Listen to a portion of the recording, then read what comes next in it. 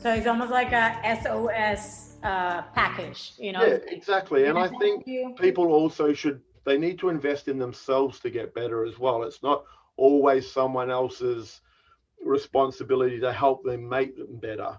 It's you show them the path, you guide them through it, Ooh, I lost you there. and let them walk down this path of recovery themselves, you know? Yeah, I totally agree. So what, you know, you talked about the fact that just because you have a license, you know, yes, you can drive the boat, but that doesn't really make you a captain. And I think this is really important because this is what I see a lot. I see a lot of drivers, but not really managers. And I think, you know, being a captain is not easy by all means. There's so much involvement in, you know, everything that it upholds. So what if so what I've seen is that a lot of captains say, I don't have time for that. I'm so busy. You know, I have guests, I have owner stuff, I have to deal with other crew things that are not really, you know, their mental health or their well-being. Um, what's your response to that? So they basically neglect, you know, that side because they always say, I just don't have time. I don't have time down to go to the crew mess, you know, like,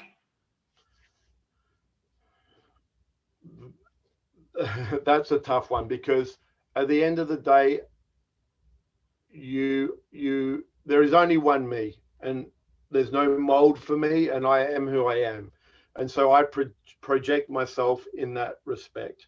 For me, there is nobody more important on this boat than the crew. The crew are in front of the owner and in front of the charter guests. Now, a lot of people will disagree with me on that, and that's okay, but that's how I run my boat. If my crew aren't happy, the charter will suck and the owner will be mad. hmm. So, and I've had an open discussion with my boss, and he understands that, and he thanks for me that every time he's on board, because when he comes on board, he feels the vibe, and your vibe attracts your tribe. Absolutely. Yeah. And talking about the owner, when you implement all the systems and the way you run your vessel, is this something that you have taken upon on your own, or is this something that the owner is involved with of understanding how you're going to run the vessel? No, I was very lucky with this particular owner. He gave me the first year a clean slate. I got to pick every single crew member. When he bought the boat, he employed me, and then I built the team from zero. And so I was very lucky with that. And he gave me the first year pretty much carte blanche.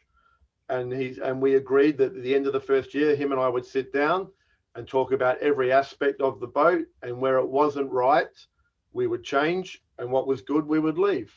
Hmm. And luckily enough, we haven't changed anything.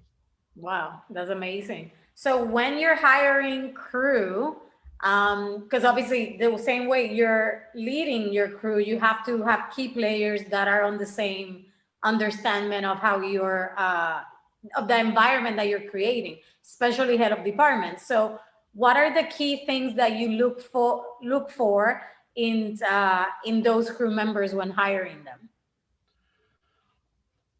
um, I am very blessed. All of my HODs came from other people, boats that have worked with me in the past. So I knew their skill set, I know their background, and I know how they are. And I've called them, said, I've got a new boat. Do you want to come and work with me? And they go, yep, we're coming. So for that, I am very blessed. And so our root structure on board the boat, the foundation, is very strong. Hmm. But when I talk to other positions, and it's quite funny, this happened just the other day, we have only had one chef, and now we have rotational chefs on board. And when I was doing the interview process, the head chef at the time, Dean, my chef, said, why do you talk to them not about their skills and their work. And I said, well, two reasons. One is you're the head chef. You've put 5 CVs in front of me. They clearly have the skill set to be a charter chef at our level. There's no question about that, because you wouldn't give me their CV. And now it's my job to make sure that they fit into my family. And so I talk to them about stuff away from the boat. I want to know how they interact. They don't know me. It's a cold call. And I start talking to them. And then that would give me feedback to how they would be if they walked out on the aft deck with a charter guest, whether they're comfortable, whether they hum and ha, whether they string their sentences together. And I try to get a vibe of how they're going to be within our team and within the unit, of where the feeling that we're trying to produce on board, you know, and it's critical on a charter boat. Absolutely. And I think it's really important the way you see it. It's like, you know, this is my family and I want to bring, you know, somebody that's going to align with it. Yeah. Not the other way around. What about sexual harassment, bullying, and all that? Have you experienced that as a captain? Yeah, I have. And you know, it's a tough subject. You know, it was a while ago now, and it's before this boat, and it's very difficult. You know, look, I look at it in 3 ways. Okay.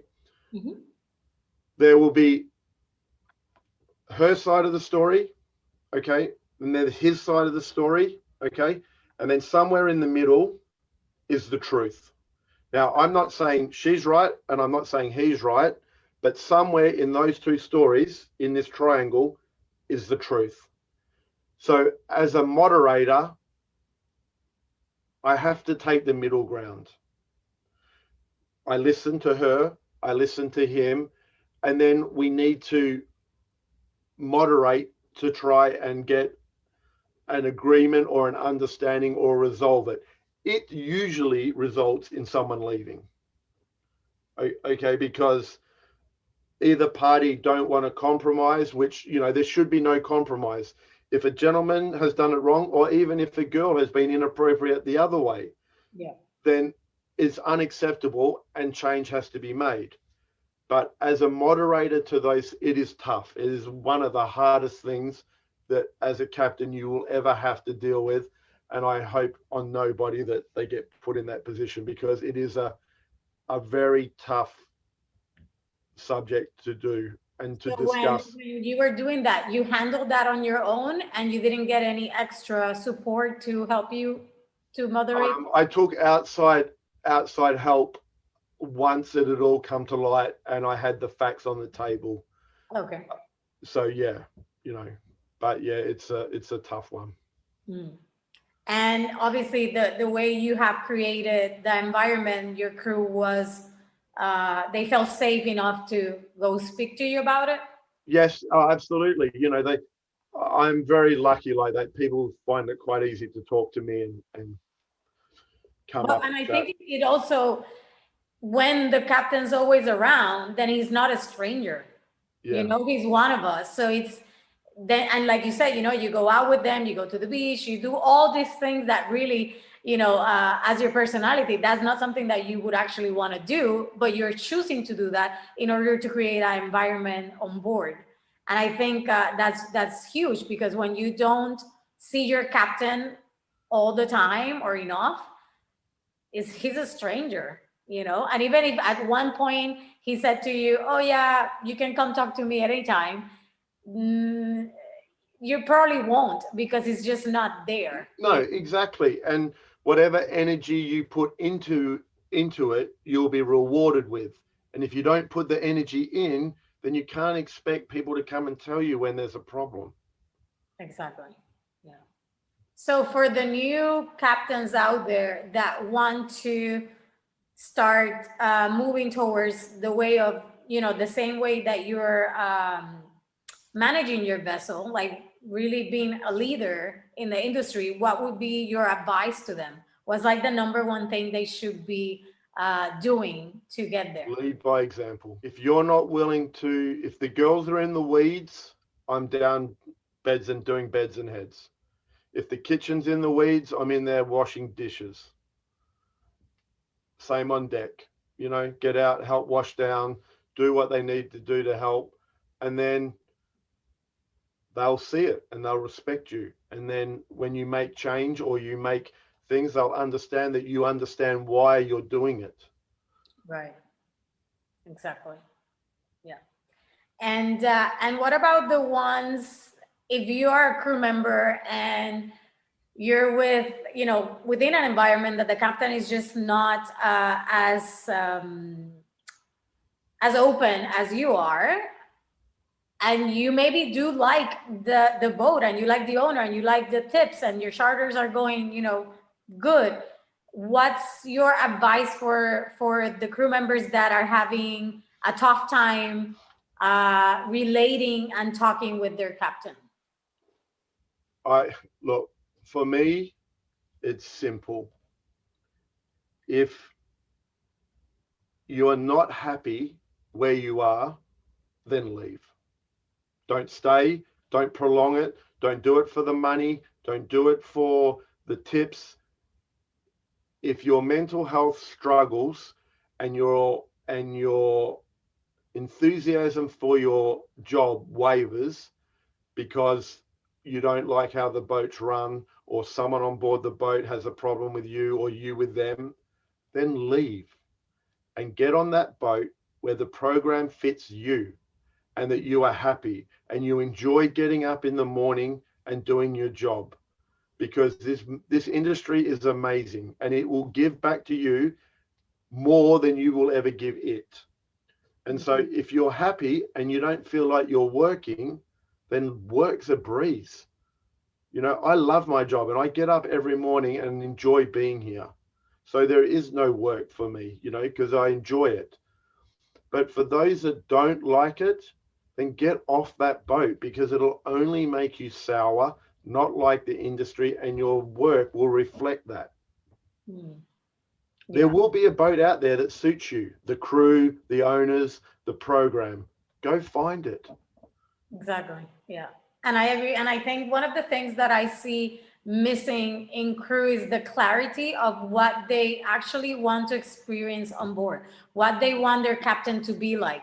Because when you don't have that clarity, you continue to create jobs that are never going to be aligned with that desire or values, because you're not even clear about them.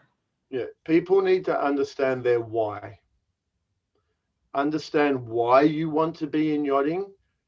And money isn't a why. Money is a result. Money is a result of being in the industry. You need to understand your own personal why of being in the industry, and then, you know, and then you'll be good. Yeah, everything just follows. One last thing I want to talk about is men's mental health.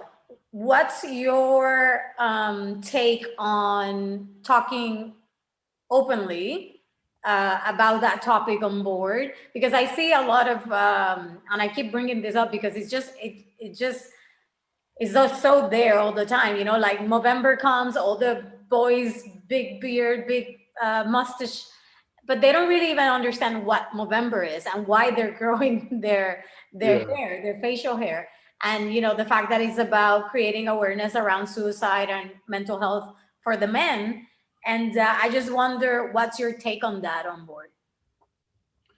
You know, getting a man to talk is not easy at the best of times. And, you know,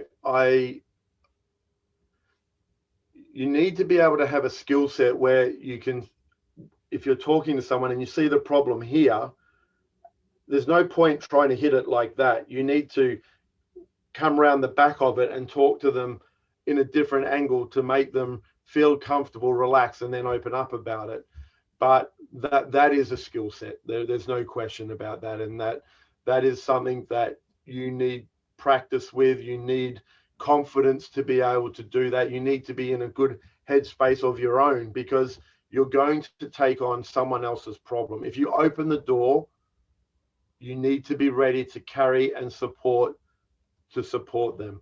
And I guess, my Christmas, I'm not sure if you saw that, but I put out that Christmas video about just checking in on friends and family, and, the hashtag better together, because, I really believe in this, and I really believe in being there for everybody that's around you and supporting them. And, don't be afraid to ask, are you okay?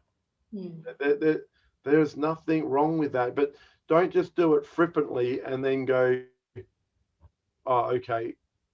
If you ask the question, give them the time to listen to the respond. Because yes, you are right. It becomes a little bit mediarized, and yeah, okay, let's really concentrate on mental health. But if you ask the question, then just wait for the answer. And if the answer's a little bit unsure, then you need to be there for that support. Because if you're giving them the time, then give them the time to be heard. And I think this is where that skill of really learning the body language is so helpful, because even if somebody says, yeah, I'm okay, you can tell if their body just all of a sudden crunches, Yeah, or sure. is trying to move away from you, or Yeah, what. or avoids eye contact and like ducks around you. Usually when I'm walking down the corridor of the boat or something, and I go, morning, how are you? And they go, yeah, okay. And they look down, reach out, grab them, stop, no, what's up? It's instant. And, sometimes I get it wrong, not very often, but, even the fact that I reach out and grab them and pull them back and say, no, there's a problem. What is it? Tell me. And they go, no, I'm fine. I'm like, no, you're not. I can clearly see this is what I've seen. But give them the time, you know, and but be ready for them to completely break down as well. Like, a 2-minute walk down the edge of the boat could turn into a 2-hour conversation, Right. But you've got to be ready for that. Yeah, I think it's like, if you're gonna ask the question, you're gonna have to mean it. Yeah, oh, And absolutely. be wanting to actually support that person and hold that space for them. No, absolutely. Yeah, I totally agree with you. Amazing. Well, I just want to thank you so much for sharing, what you do, how you do it, and giving a lot of simple little tips and tools that we can all implement right now. And I think what I take from this is that, and this has been a recurring thing, the fact that we need to invest in ourselves, own self-development. Yeah. For In order me, to. absolutely. For me, every day is a school day.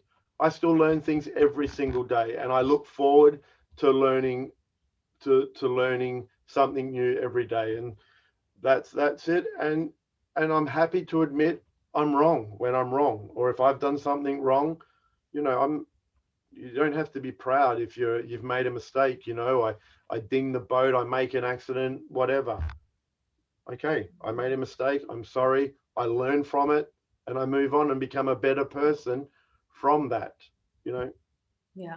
So And I just want to take the time to, for you that you're watching, if you ever thought that the industry was never going to change, that it was always going to be the way it was, well, you're wrong. And here's the proof of it.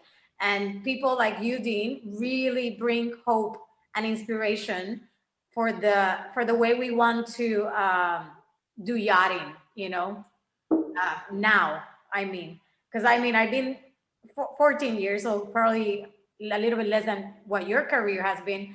And it's not, right now, it's not what it used to be. Like, even if it's a tiny bit different, like I think we're talking about it. yeah, This for wouldn't sure. have happened before, Yeah. So this is a huge improvement. And the fact that people like you are willing to show their face and say, this is how I done it. I have had my times. I have had to choose differently, even if it's uncomfortable for me, so I can become the best that I can be. That says a lot about who you are and your character, So thank you so much.